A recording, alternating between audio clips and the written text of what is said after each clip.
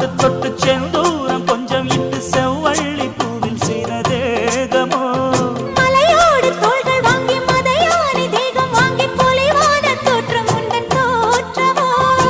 குற்றால சாரலுக்கும் கொடைக்கானல் தூரலுக்கும் இல்லாத சுகம் உந்தன் வார்த்தையோ